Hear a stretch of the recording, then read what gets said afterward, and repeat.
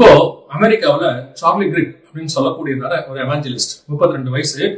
அதாவது அமெரிக்காவையே இந்த காலகட்டத்தில் அசைக்கக்கூடியதான ஒரு மனுஷனாக இருக்கிறார். அதாவது ட்ரம்ப் வருவதற்கு அவருக்கு மிகவும் ஆதரவாக பேசினவர். எதுக்காக அப்படின்னு கேட்டீங்கன்னா, இவர் சத்தியத்தை ஃபாலோ பண்ணக்கூடிய ஒரு மனுஷன். அதாவது எல்ஜிபிடி, ஹோமோசெக்சுவாலிட்டி நம்ம சொல்றோம் இல்லையா, ஆணுக்கு ஆண் பெண்ணுக்கு பெண், இதையெல்லாம் போல்டாக எதிர்க்கக்கூடியவர். அது மட்டுமல்ல, பைபிளுக்கு எதிராக என்னென்ன காரியங்கள் இருக்குதோ அமெரிக்காவில் ஸ்கூல்ஸ்ல காலேஜஸ்ல எல்லாத்தையும் போல்டாக எதிர்க்கக்கூடியதான ஒரு மனுஷன். இவருடைய செமினார் பயங்கர ஃபேமஸ். இவர் இப்போ எடுத்து பயன்படுத்தின அமெரிக்காவுடைய மிக முக்கியமான டூல்.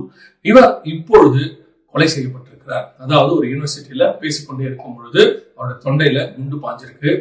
இது நம்ம கொலை செய்யப்பட்டான்னு சொல்லக்கூடாது, ரத்த சாட்சியாக மரித்திருக்கிறார் கர்த்தருக்கு முன்பாக. இந்த காலகட்டத்துல, அதாவது இயேசுவை கொண்டு சுகமா வாழணும்னு நினைச்சு கொண்டிருக்கிறதான இந்த காலகட்டத்தில் இயேசுக்காக 32 வயது ஒரு வாலிபன் ஜீவனை கொடுத்திருக்கிறார்.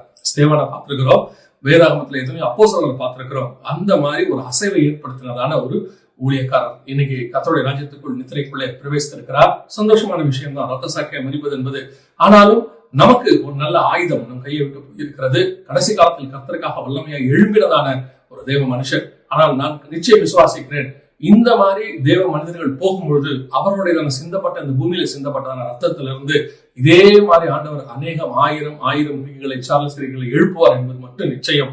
கர்த்தர் வருவதற்குள்ளாக நீங்கள் கொலை செய்யப்படுவீர்கள், அநேக ஜனங்களால் பகிக்கப்படுவீர்கள், உங்களை கொலை செய்வார்கள் என்று சொன்ன இயேசு கிறிஸ்துவினுடைய தீர்க்க தரிசனமும் நம் கண்களுக்கு முன்பாக நிறைவேறி கொண்டிருக்கிறது. இது எல்லாமே ஒரு வகையில் ஆண்டவர் வெகு சீக்கிரத்தில் வரப்போகிறார் என்பதற்கான மிக முக்கியமான அடையாளங்களாக இருக்கிறது.